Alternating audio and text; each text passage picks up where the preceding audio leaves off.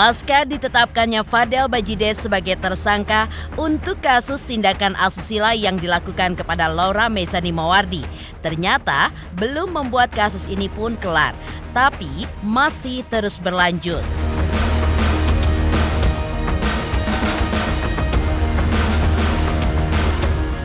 Ya, meski kini Fadel sudah ditahan oleh Polres Metro Jakarta Selatan sejak 14 Februari lalu dan setelah ditetapkan tersangka pada tanggal 13 Februari 2025. Pada kenyataannya, tidak membuat keluarga dan tim kuasa hukum Fadel menyerah. Sebaliknya, Rasman Arif Nasution, kuasa hukum Fadel akan melaporkan balik ke Laura usai Fadel ditahan di Polres Jaksel. Lalu benarkah Rasman meminta agar Laura ikut bertanggung jawab dalam kasusnya dengan Fadel Bajide? Benarkah alasannya karena adanya pengakuan Laura yang menyebutkan jika ia menggugurkan sendiri kandungannya dengan memakan pil?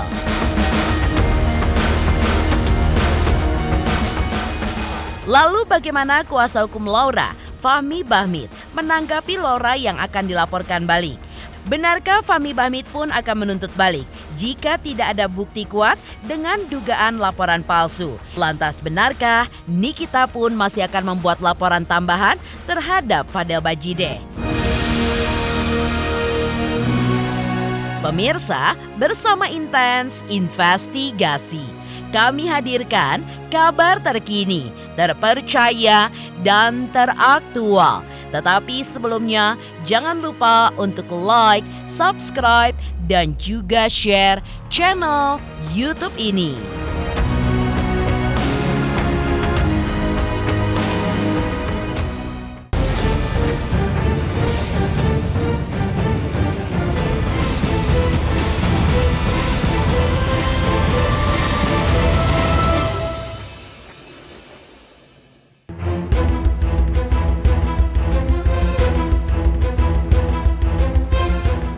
Usai Fadel Bajide ditetapkan menjadi tersangka atas laporan Nikita Mirzani, keluarga Fadel pun seolah tidak terima. Karena itu, mereka pun akan melaporkan balik ke Laura agar ikut serta mempertanggungjawabkan perbuatannya. Rasman Arif Nasution selaku kuasa hukum Fadel pun mengungkapkan jika ada dugaan perbuatan pidana yang dilakukan oleh Laura, di mana pada tanggal 9 Mei 2024, Loli mengaku hamil serta menggugurkan sendiri dengan memakan obat. Dan saat itu, ia juga mengaku video call dengan Fadel. Menurut Rasman, semuanya itu pun harus dibuktikan lewat digital forensik. Kalau Loli dan Fadel video call ketika melakukan aborsi. Dan menurutnya, pengakuan Loli yang memakan pil untuk melakukan aborsi itu pun harus dibuktikan juga. Karena jika benar Loli pun melakukan hal tersebut, maka Loli pun sudah melakukan dugaan tindak pidana aborsi serta harus diproses secara hukum.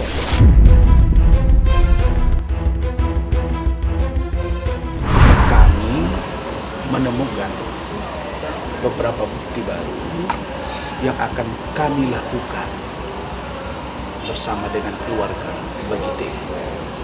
Kalau beberapa informasi yang kami kodok ini bisa dilakukan secara paralel dan komunikasi yang baik. Apa itu? Kalian jangan lupa, ini kasus sudah 6 bulan masuk 7 bulan. Kami pun sudah all out dengan rahmat ini. Ibaratnya kalau keringat sudah, darah sudah keluar. Mempertahankan seorang Fadel. Karena saya melihat waktu itu tidak ada celah. Jadi kalau sekarang ada celah, sehingga ada 2 alat bukti yang sah dan meyakinkan menurut penyidik, mereka tersangkakan dan tahan. Maka pertanyaan berikutnya, ada nggak upaya hukum dari kami?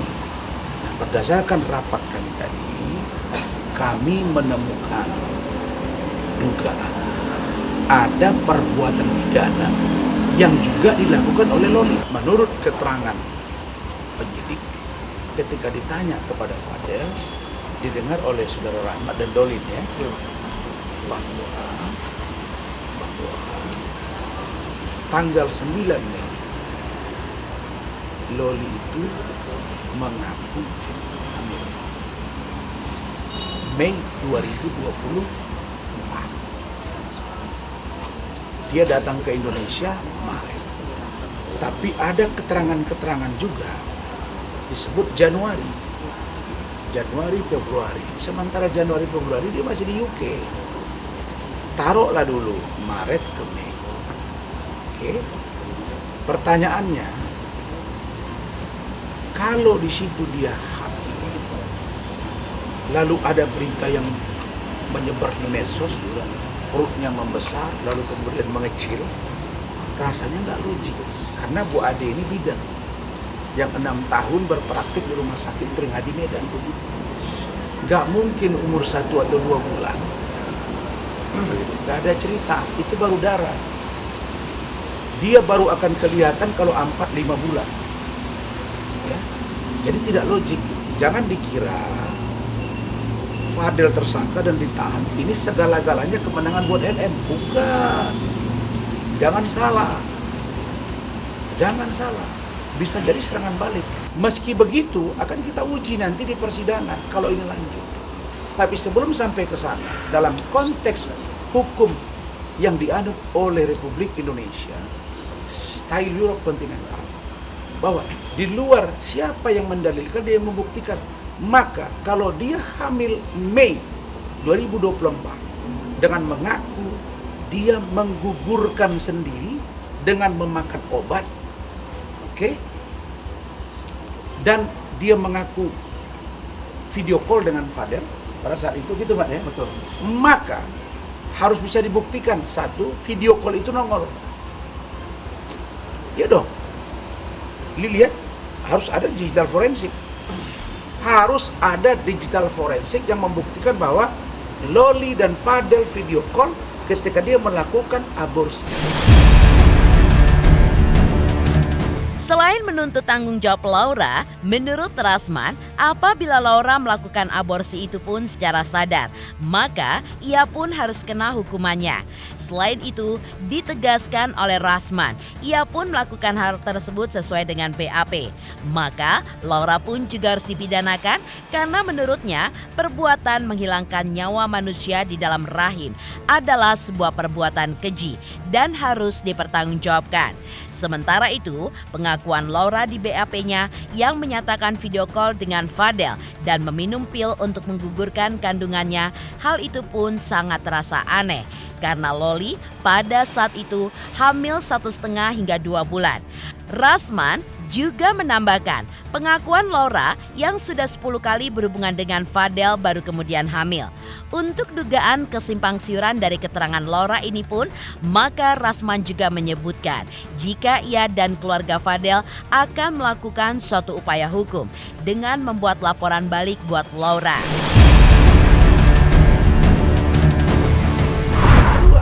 Pengakuan Loli, dia memakan pil untuk mengeluarkan ini tanpa minuman Sprite. Kalau itu dia lakukan, maka Loli melakukan tindak pidana aborsi dan itu mengikat dia untuk diproses hukum. Gak usah dibilang-bilang bahwa dia lolos. Gak ada. Anak umur 13 tahun menganiaya, membunuh pun masuk penjara. Jadi kalau dia melakukan perbuatan itu, dia secara sadar mengetahui bahwa itu yang dia lakukan dan dia melakukan sendiri, meskipun Fadel tahu misalnya, bisa saja Fadel melarang, tapi dia tidak mau, dia melakukannya. Maka mereka harus buktikan itu janinnya siapa. Gak boleh dengan pengakuan sepihak merubah keterangan terus menganggap dia benar, gak bisa. Kalau Loli melakukan itu secara sadar, memakan pil, dia lakukan sendiri, maka dia harus mempertanggungjawabkan perbuatan dia. Pengakuan dari Loli di BAP-nya, mereka video call. Nah kalau kita hitung dia Mei hamil, dia pulang, dia datang ke Indonesia Maret, 3 Maret. Maret, April, oke, Mei. Orang baru bisa hamil itu 30 hari kemudian kan? Iya. Berarti 1,5 bulan kira-kira gitu. 1,5 bulan paling banyak 2 bulan hamilnya gitu kan. Anak saya sudah 8, saya ngerti lah. Nggak mungkin perutnya buncit, bos. Bang, itu udah kan tidak langsung Fadel yang mengambil ya Bang Ovi itu. Fadel apa? Yang bilang siapa ngambilin? Yang sebelumnya apa yang saat ini kan kata si Loli. Dia 10 kali berhubungan dengan Fadel. Video ya. Kemudian dia hamil. Tanggal 9 Mei. kemudian dia menggugurkan, makan pil, video call, buktikan video callnya. Nggak boleh dong kalau lembut kali pula jadi berubah wajah saya. Kalau di video call tidak bisa dibuktikan, berarti tidak bisa dikenakan ke Fadel. Kalau itu dilakukannya dengan meminum pil sendiri, menggugurkan, dia berarti yang menghilangkan janinnya. Ya sudah, dia diseret. Kami sedang ancang-ancang untuk melakukan permintaan satu upaya hukum yang tidak bisa saya sebut. Nanti hasilnya akan kami sampaikan. Sementara itu, kuasa hukum Laura, Fahmi Bahmid, juga menanggapi rencana keluarga Fadel yang akan melaporkan balik Laura ke polisi. Menurut Fahmi Bahmid, ini adalah negara Republik Indonesia, di mana semua orang berhak untuk menyatakan dan melakukan sesuatu, tapi harus berdasarkan dengan sebuah bukti. Dan jika tidak ada bukti, maka ia pun akan menjadi garda terdepan buat Loli dan juga Nikita Mirzani. Sebagai kuasa hukum mereka, ia akan melaporkan balik karena dianggap sudah memberikan laporan palsu. Fahmi Bahmid pun menegaskan, harus berhati-hati dan jangan asal teriak kalau tidak memiliki bukti. Lapornya juga sudah ditahan, jadi prosesnya memang memerlukan waktu.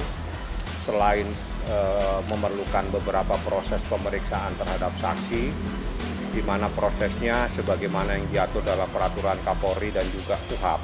Ini negara adalah Republik Indonesia, semua orang berhak untuk menyatakan, berhak untuk melakukan sesuatu, tapi semua itu harus berdasarkan bukti. Kalau tidak ada buktinya, saya akan laporkan balik, memberikan laporan dan pengaduan palsu. Nanti berurusannya dengan saya, jadi hati-hati. Jangan asal berteriak kalau Anda tidak punya bukti. Selain itu, Fahmi Bahmid juga menjelaskan jika semua ini ada prosesnya. Dari proses penyidikan polisi ke jaksa dan juga pengadilan. Dan proses ini pun menjadi kewenangan mutlak dari pihak penyidik dan jaksa penuntut umum. Kemudian, Fahmi Bahmid pun juga mengungkap jika Laura wajib dihadirkan di persidangan selanjutnya sebagai anak yang menjadi korban di dalam peristiwa ini. Namun saat disinggung, akankah Laura memberikan klarifikasinya sendiri secara langsung? Fahmi Bahmid pun merasa keberatan. Karena Laura yang masih di bawah umur dikhawatirkan jika buka suara tanpa adanya pendampingan orang tua, maka akan terjadi kesalahan saat menjelaskan. Dan lebih baik jika Laura tetap didampingi oleh Nikita Mirzani. Terlebih saat ini, menurut Fahmi Bahmid, hubungan Laura dan Nikita pun sudah membaik. Dan Nikita pun sudah bersatu lagi dengan putrinya setelah 2 tahun terpisah darinya. Di mana kini mereka pun sudah kembali bersatu dan sudah saling berpelukan. Wajib semua didatangkan, cuma mekanismenya nanti biar saya yang atur ya. Bagaimana teknisnya, karena bagaimanapun juga Laura adalah anak yang korban di dalam peristiwa ini seperti itu. Itu pasti akan terjadi. Tapi kalau preskon seperti ini di hadapan teman-teman, mungkin saya karena dia anak di bawah umur, saya masih keberatan untuk dia tanpa didampingi orang tuanya ataupun langsung diwawancarain.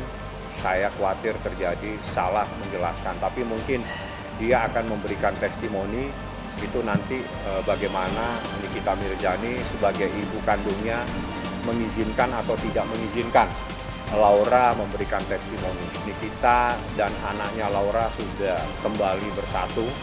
Bagaimana seorang ibu dan anak, mereka saling berpelukan dalam derai air mata. Bahagia dan haru bercampur jadi satu kemarin, dan itu adalah suasana yang betul-betul momen langka di mana sekian tahun seorang anak dan seorang ibu tidak pernah bertemu. Kemarin saya pertemukan, saya persatukan kemarin. Itulah kewajiban saya, sudah saya lakukan. Selanjutnya itu menjadi hak kita bagaimana proses hukum ini berjalan. Saya pasti akan mengawal sebagai kuasa hukum Nikita Mirzani. Laura dan ibunya alhamdulillah dalam keadaan baik-baik saja. Mereka kemarin sudah bertemu, mereka berpelukan, dan yang seterusnya saya nggak perlu sampaikan. Yang jelas itulah yang saya katakan berkali-kali, bahwa ini adalah hubungan anak dan ibu. tidak mungkin akan putus karena mereka mempunyai hubungan darah yang tidak mungkin bisa diputuskan oleh apapun yang terjadi terhadap anak tersebut. Jadi itulah yang kita dapatkan dari peristiwa ini, di mana sekali lagi saya katakan bahwa apa yang dilakukan oleh Nikita Mirzani itu dalam rangka mencari, dalam rangka memberikan perlindungan, dalam rangka mencarikan keadilan terhadap anaknya yang mendapatkan sebuah kejadian yang menurut aturan hukum peristiwa itu adalah peristiwa yang diduga adalah peristiwa pidana. Di tengah kabar mengejutkan, keluarga Fadel akan melaporkan balik Loli. Kabar mengejutkan lainnya juga datang dari Nikita Mirzani. Benarkah meski Fadel sudah menjadi tersangka dan kini ditahan, Nikita pun akan membuat laporan tambahan untuk Fadel? Dan benarkah penyebabnya karena Fadel diduga melakukan kekerasan terhadap Laura? 3 juta subscriber, luar biasa sekali 3 juta. Ya pokoknya semakin sukses lah dan bisa menghadirkan sesuatu yang memang baik untuk diperlihatkan.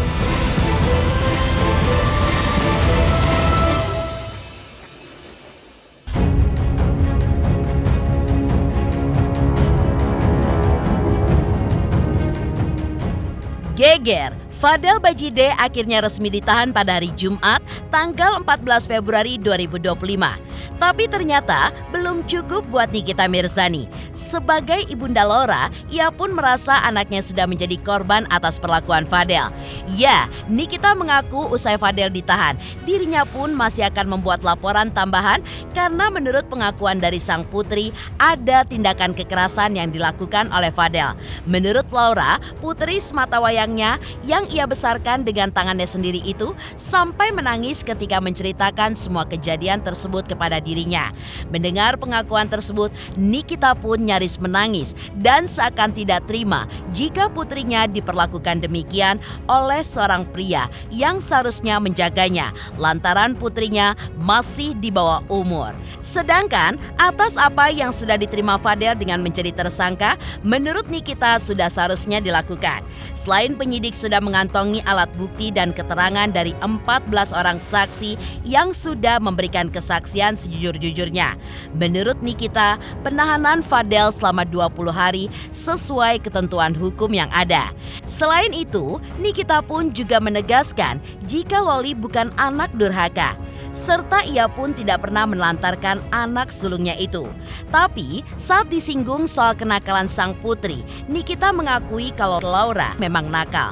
Namun nakalnya pun masih wajar selama anaknya masih berada di dalam genggaman dan juga pantauannya. Kan bahagia ya, tapi kan memang harus tersangka karena kan memang sudah jelas alat bukti dari saksi itu bukan 1-2 orang loh. Saksi itu kurang lebih ada sekitar 14 orang, ya kan, dan semuanya memang memberikan kesaksian dengan sejujur-jujurnya. Cuman kan kemarin kendalanya hanya mengulur waktu saja, ya kan, diperlambat. Terus ada juga beberapa kalender yang hari libur dan lain-lain. 20 hari itu kan bukan ditahan 20 hari lalu lepas ya. Itu kan proses nanti berjalan ketika nanti, karena kan gue pernah berurusan dengan hukum ya, jadi ketika nanti misalkan dokumennya belum lengkap ya nanti bisa diperpanjang untuk 40 hari ke depan, karena kan memang anaknya yang melakukan. Sebetulnya setelah ini pun akan ada laporan lain lagi untuk Kang Semir, karena memang dari pengakuannya Laura sendiri yang dibantu oleh Bude dan Pak D yang sudah saya anggap seperti ibu dan bapak saya, dengar ceritanya pengakuan Laura yang saya juga dengar bahwasannya bukan hanya soal yang saya laporkan, tapi ada juga kekerasan, ada juga.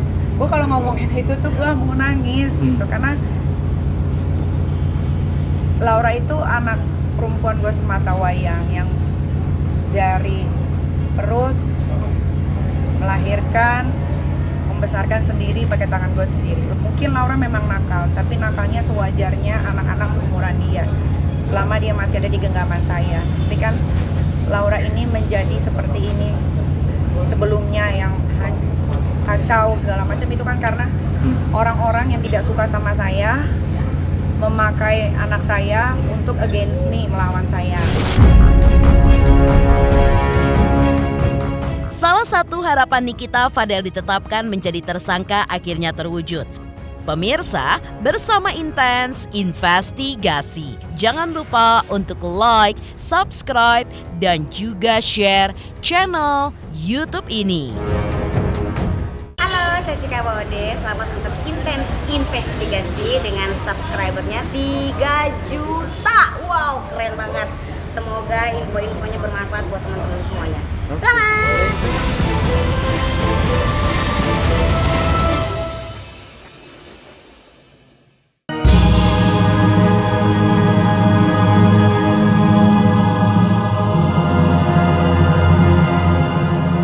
Selanjutnya, Nikita Mirzani pun juga mengungkapkan perasaannya yang begitu sedih dan tersayat-sayat setelah mendengar cerita dari putrinya. Pasalnya, putri sulungnya sudah terbiasa hidup enak dan senang karena ia pun selalu memenuhi kebutuhan Laura. Tapi ternyata sempat merasakan ketidaknyamanan dalam hidup ketika Laura terpisah darinya dan hidup bersama keluarga Fadel. Di mana menurut cerita Laura, untuk makan saja, ia pun harus menunggu transferan dari keluarga Fadel. Selain itu, menurut Nikita, seluruh penghasilan Laura juga masuk ke rekening kakak Fadel yang bernama Martin. Tentu saja, hal ini pun menjadi pukulan tersendiri bagi Nikita. Karena sebagai ibu kandung Laura, Nikita pun tidak pernah melakukan seperti apa yang dilakukan keluarga Fadel terhadap putri sulungnya itu. Hati saya tersayat-sayat. Ternyata dia untuk makan saja harus nunggu transferan dari keluarganya Kang Semir. Karena segala apapun penghasilannya Laura dari endorse dan lain-lain itu masuk ke rekeningnya Martin. Setelah mendengar kesaksian Laura, saya sebagai seorang ibu yang membesarkan, yang tidak pernah melakukan sampai yang si keluarga Kang Semir ini lakukan terhadap anak saya kalau nggak ada hukum mungkin udah selesai, tapi karena ini ada hukum, jadi biar proses hukum aja yang dijalankan gitu ya. Kayak sedikit aja nih saya kasih tahu, Laura itu pernah minum air keran dan dia pernah makan makanan kemarin walaupun mungkin tidak basi, tapi ya gitulah. Gue nggak terlalu hafal soal pasal, tapi apapun itu ya nanti lihat aja lah, gue kan nggak tahu berapa tahunnya, itu kan nanti di pengadilan ya, dikawal sampai pengadilan, dikawal sampai dia mendapatkan hukuman yang setimpal. Demikian pemirsa, kabar terkini, terpercaya, dan teraktual yang kami hadirkan hari ini. Saksikan terus Intens Investigasi setiap hari Senin sampai dengan Jumat, tayang 5 kali sehari dan Sabtu tayang 3 kali sehari, yaitu pada pukul 11 siang, 12 siang, 3 sore, dan 6 sore. Tentunya hanya di YouTube channel. Dan pastikan jangan lupa untuk like, subscribe, share, dan komen channel Intens Investigasi.